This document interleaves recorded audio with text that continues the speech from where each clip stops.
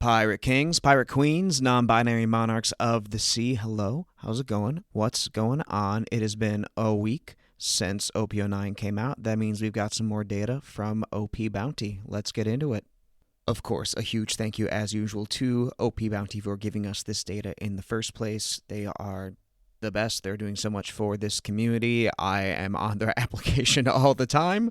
I might want to start playing some more games using their application because I've been focused on this stuff lately. But regardless, they have so much information. It's so helpful. As is, if you have the Yonko tier membership, their Mulligan trainer, their matchup trainer, I cannot recommend it highly enough. Even if you don't want the full Yonko tier, even just giving them that little $5 a month just for up-to-date matchup data, meta shares, deck lists, card counts, any of that is so useful.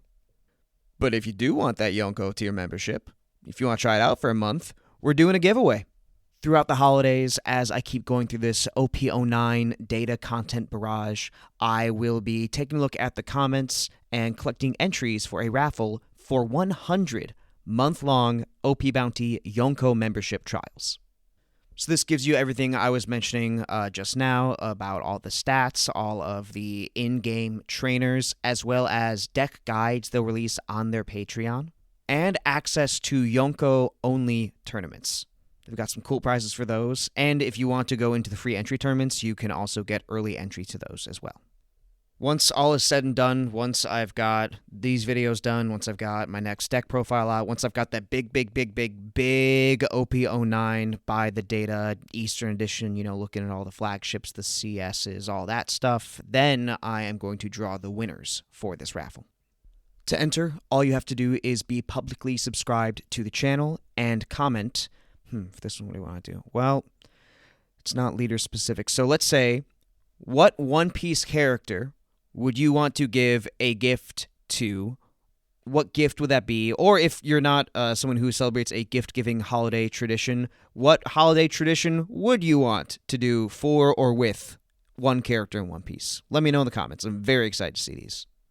That will get you one entry into the raffle, and of course, if you would like to increase your chances, stay tuned for the rest. I'll be peppering in a couple of other entry questions throughout the rest of this video. So what we are looking at today is the first week's worth of games played on OPBounty since the set release. We will not be filtering out by the billion plus tier just because we're still waiting to get a large enough sample size for those games. For now, we're just looking at everybody on OPBounty, regardless of rank. And I'm going to have 17 deck lists to share with y'all. Now, if you do use OPBounty, if you go into the deck list tab, you will see that there are decks for each leader in those different tiers. This is something I actually had to ask the team. It turns out that the way a list can get on there is by having 50 or more games and an above average win rate for that leader. Normally, for a lot of these style videos, what I'll do is I will take those lists and sort of amalgamate them all into something that tries to really be a best of a typical high achieving, if that's even the way to put it here, deck list weighted for OPBounty, the number of games and the win rate, trying to find a nice middle ground between those two. But, at this point, with the way that some of these lobbies are filtered, with the low amount of games we're at in the first week here for a week in general, that's not quite going to work. So what I've done is I've chosen one list from the ones that are on there.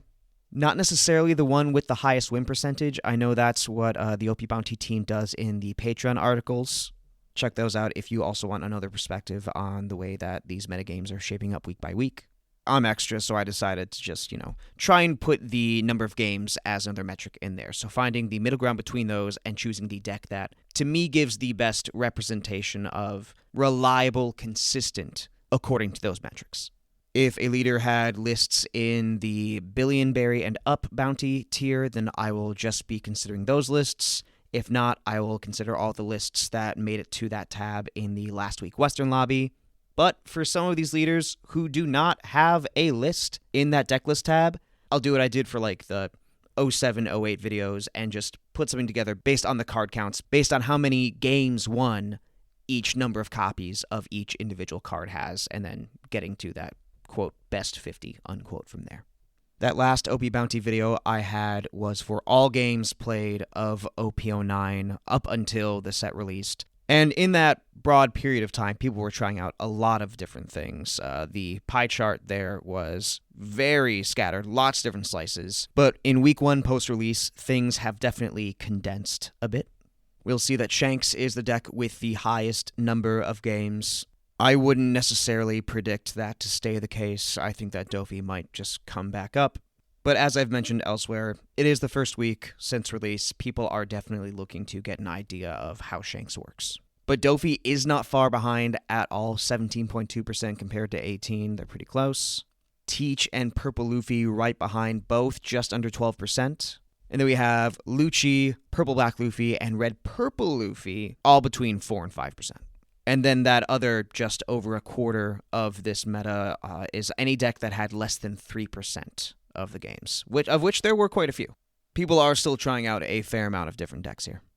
I will not have a slide for every single deck played this week just because I'm still trying to get the Shanks video done. I'm still trying to get the big video done. I also, impromptu, based on the homie's suggestion, decided to do a 4-deck conquest session tomorrow, which then I decided might as well stream it. So, 1 p.m., Saturday, December 21st. I don't know if that's going to be tomorrow, if that's today, or if it's yesterday. If it's yesterday, hope you enjoyed it. If you didn't see it, VOD will be on the channel. For me, it's happening tomorrow, and I'm really excited. It's gonna be a wacky time. But here are the tier definitions based on a deck's win rate and number of games played, normalized, put on a 1 to 10 scale. We're going to be doing everything from Rogue tier on up, and at number 17, we have Hancock. A quick note on these slides here, I've also added below the matchup rates the number of games played by each matchup there, just to give an idea of how reliable we can say these win rates are. So until I put this together, I had not played a single game of Hancock since she first came out in OP07. I thought she was a really fun leader, but then I put her away because I was, I wanted to achieve. But 09, there's no big tournaments. And also, I'm just trying to have more fun with this game. And when I put this together and I saw the 4 Red Rock, the 2 Grav Blade, the 7 cost Dofi, the 1 cost Law Blocker, I immediately flashed back to playing Impel Croc in OP03. And I'm feeling this. She's up from tier, but she's definitely Rogue. But I love this. I might unsleeve Dofi just to play her.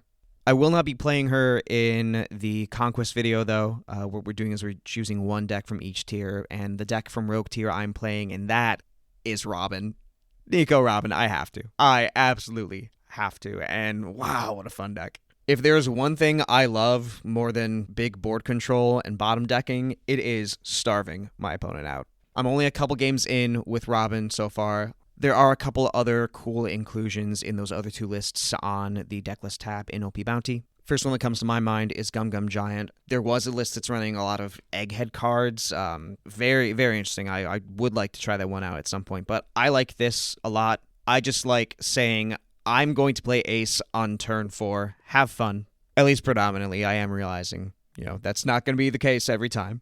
Just the idea of fast NL seems really nice. Well, fun. For me.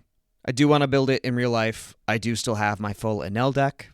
I'm not sure. I feel like spending money on these 9-drop Luffys just with, having to spend for the holidays. But I've been playing around with the substitutions and the like. Either way, I don't care what tier Robin is in. I'm playing her.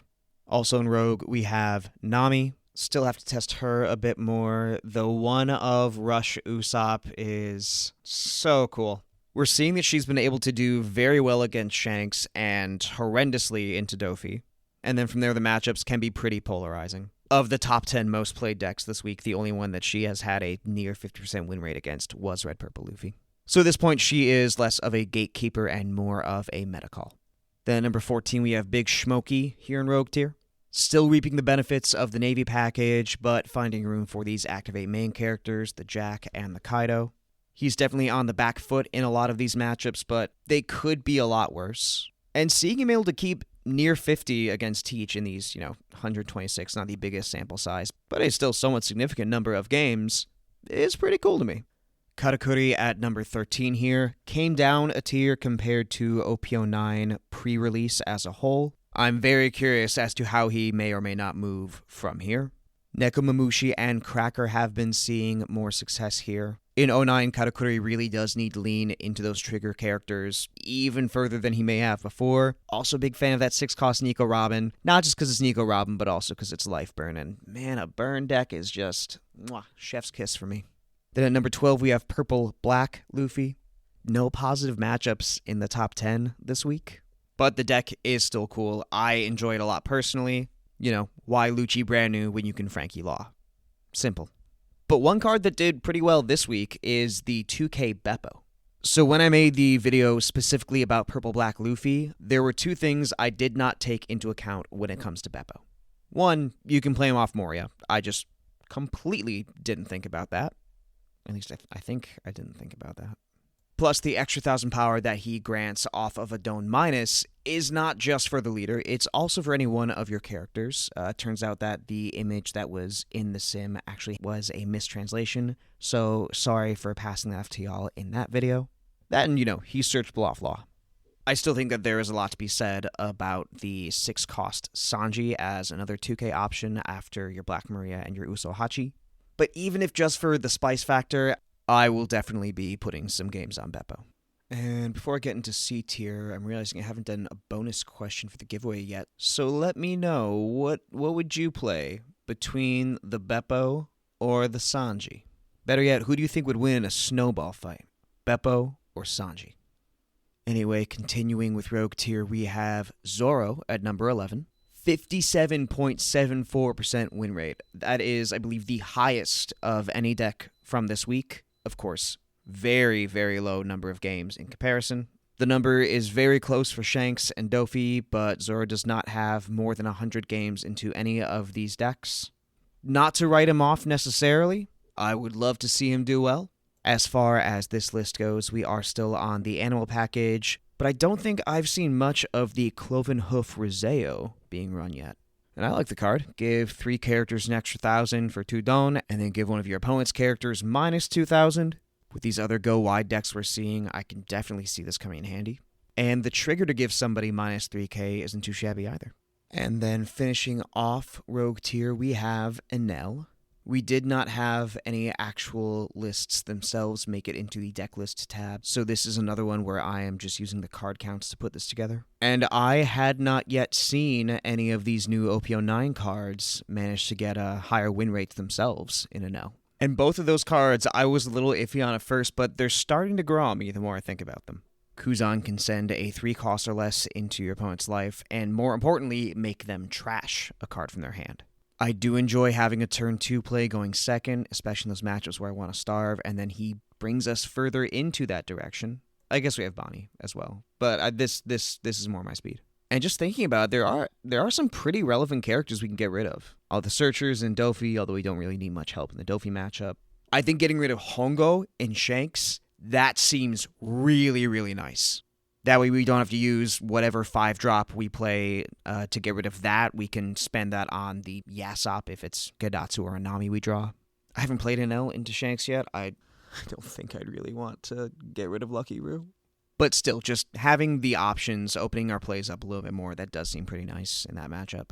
Against Purple Luffy, you get rid of the Law and the Robin. Against Red Purple Luffy, Zoro Juro doesn't get to attack. Betty, hell yeah, just I don't want anything on the board in that matchup. And then if Black Yellow Luffy plays that Ivankov down, cool. I'm not sure I'd assume that's the right time in Black Yellow Luffy, but I can't say I'd expect it to never happen. And then Dereshi lets us search for 2 triggers off the top 5. And it's not just trigger characters. It's any card with trigger, and all 8 of our other events do have trigger. And there are some big bodies we want to get out of the way with Kingdom Come. I'm seeing the angle here. And then going into C, we have Black Yellow Luffy at number 9. Very interesting list that made it into Billion here. We've got the Ivankov to burn through our life and put a 5-cost at the top. Perona as a 2K, that's also a potential cost reducer or hand rip. We've got one of the 5-cost Yellow Sabo. And the real kicker for me is Gum Gum Bell. I can't say I know exactly what matchup it's supposed to be a tech for. First thing I thought of was against the 10-cost Teach, since you can still activate the Egghead Luffy. But really, I don't know if that's gonna do much to change it. Let's turn my lack of knowledge into a giveaway question. If you have thoughts on Gum Gum Bell in BY Luffy, cool, there's another entry. But really, just being able to use the Yellow Luffy to KO anything and burn through your life seems generically good. I'm just wondering if there's a more specific function. I guess Jack does get through Jack. We have Bonnie down to C tier from B in pre-release overall. The featured list for the week did do away with the extended Doflamingo Pirates package, opting to bring back in the 8-cost Kid and the 9-cost Zoro. And we're playing the 2-cost Killer. These chump blockers do have a little more staying power right now, so he's a great fit. And then we got Blackbeard at number 7. I just spent a day editing a video talking about him, so I'm not going to go too much into it. I will mention that compared to the last video I did, the Shanks and Purple Luffy matchups are getting marginally better, on average, that is. And that's something I would not be surprised to see continue as time goes on. And then everything else, aside from Dofi and Betty, is in good shape. But with the amount of Dofi there is going around, with people still learning the deck overall, with this week, with the amount of Betty we have, fascinatingly enough, he is down in C tier. But I'm willing to bet he's going to go up. I guess all I have to say about him otherwise is that there were a couple lists running the Bartolomeo, the Moncherry. Someone threw in a couple of Katarina Devon. Oh, actually, no, the cool thing, the spicy thing, there was a list that made it to Billion running 4 copies of Tempest Kick Sky Slicer. Not the one I'm showing just because of, the weighing of the number of games and the win rate together. But I believe that player shaved down their Shiryu and their black hole counts to make room for it. And honestly, in the mirror, kind of cool. As if there wasn't enough ridiculousness in that between the Burgess battle and the Tent Teach battle, the stage battle to then facilitate or defacilitate the Burgess and Teach battle. That's insane. I love it. Okay, moving on. Someone's got to do something about Bello Betty. What is she doing here? What is she doing at number 6? I can see Teach just not being able to do anything against her. But oh my god, the Shanks and Purple Luffy matchups. Lucci players, you gotta rise up. Get her out of here. No, I'm kidding. No, this is good. Betty good. Revolution good. I also didn't realize until a few days ago just how cheap this is. Like, just upgrading this deck with the OP09 cards, with the Koala, the Kuma, the Karasu, it's like $5. Maybe. If you already had the OP05 cards. But again, like, this is not the most expensive deck. And I am going to build it. I suck at aggro. There's just something about my brain that doesn't want it to work. Maybe I just overthink it. But this is too cool for me not to. And we have blockers now. So there is I'm not even going to say it's truly mid-range, but it's a little less polar than it was. And then we have the top 5. Red Purple Luffy making it just to the tippy top of C tier. As close as you can possibly be to B tier. Looks like we have a wonderful Shanks matchup. A lot of people, like we talked about earlier, are still learning that deck, are picking it up. So this is his time. I'm a little surprised to see that Dofi is even. I didn't expect it to be like truly unfavored or anything like that. But I'm not going to knock it. I think I've played 1 or 2 games with it in testing. And I did do a random number generator to figure out which of the C tier decks I would be playing for the Conquest match. And I got Red Purple Luffy.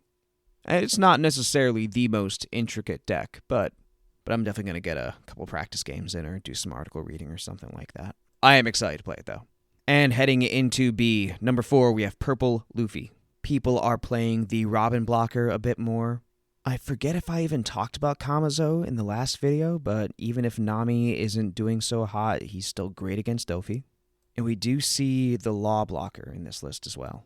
Otherwise, not a ton to say about him at this point. Decent matchup spread. Could be better into Dofi and Lucci, but again, not the worst. And then Shanks, the most played deck this week, ends up at number 3 when we take win rate into account. Lots of lists available on OPBounty for Shanks, but none of them were in the Billion tier.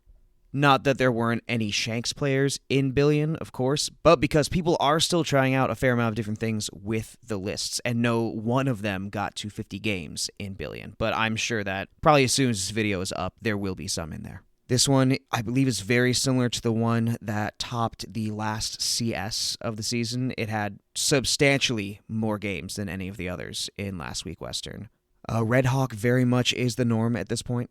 but people are still very much experimenting with this. Sometimes a copy of the OP06 Shanks. Some lists, most don't, but some lists do run the Uta Searcher, potentially Rad Beam, potentially Guard Point, as well as a few others. With it being the week before Christmas and the fact that the Teach video took me longer to do, and now I'm doing this one, the Shanks video is my next priority if it is still a thing that people want to see. I do figure I'm going to talk about him in the big video, and I'm going to record that anyway, so I might as well just edit that one first. I just got to do a little more research. I've got a few more articles to read. I've not been able to really get my head into the game with Shanks beyond what I've gathered on my own by looking at numbers and playing just like 5 games. But that one is coming ASAP.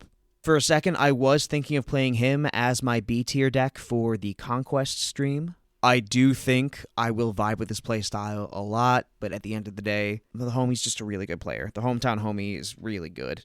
He let me borrow the first deck I topped at locals with. I want to give him the best game possible, and I'm just not as familiar with Shanks at this point. But I decided to leave it up to chance, and I ended up coming down to our number 2 deck, Lucci.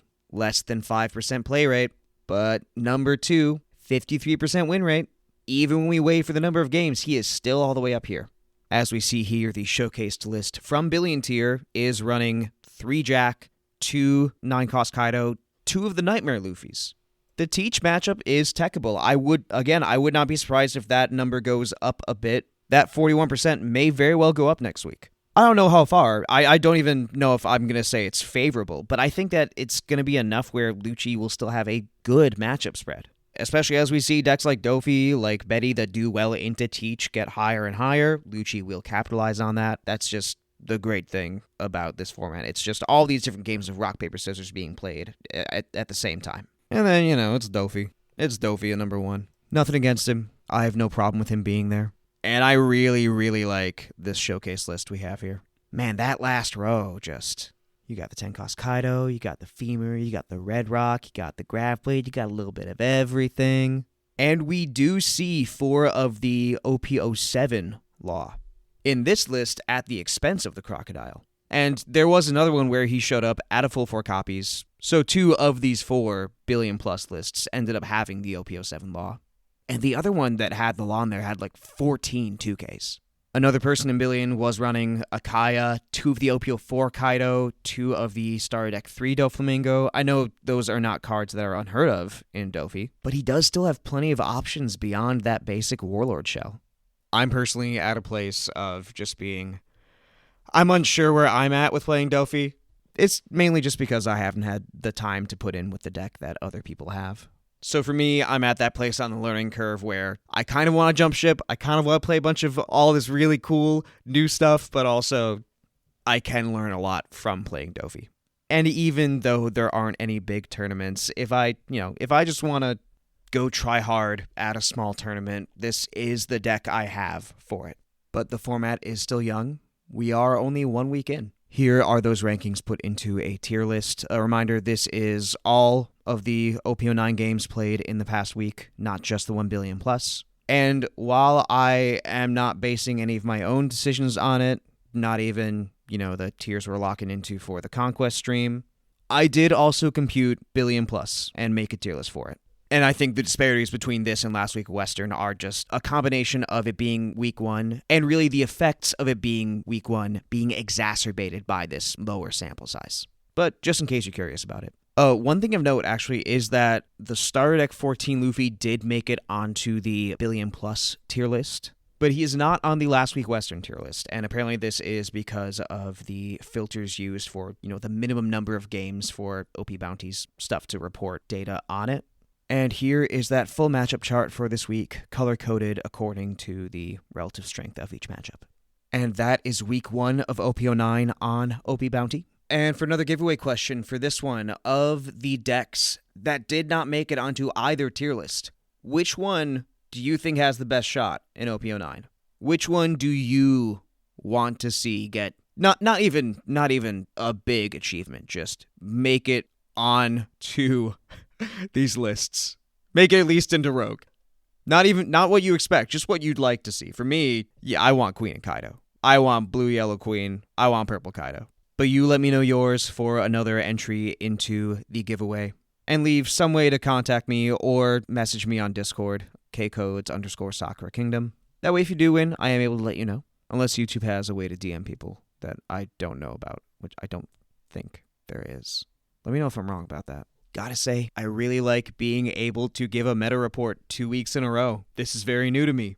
I don't know how long I'm going to be able to keep this streak up, but for as long as I can, I do want to keep doing these. For another perspective on them, you can always check out the weekly power ranking articles on OPBounty's Patreon. And if there is a deck that I wasn't able to make a slide for that you want to see covered, potentially see gameplay of. I am getting more open to sharing gameplay on the channel. I am very self-conscious of my ability, but if y'all are down for a learning experience for everybody, let me know. I'd love to record some games just as I'm going around messing around in Sim. And then one last reminder, if you want just the silliest homie time ever, watch the Conquest stream I'm doing, either live or as a VOD. I don't know if this is going to be up before the stream happens. But yeah, once again, hope everyone is enjoying OP09 so far. I am going to get back to work on my little bit of practice for tomorrow on the Shanks video, after I potentially botch an Italian rock song at karaoke with the other hometown homie. This is Sakura Kingdom. I'm gonna do the stuff that I just mentioned. I forgot about the bit for a second, and I will see you real soon.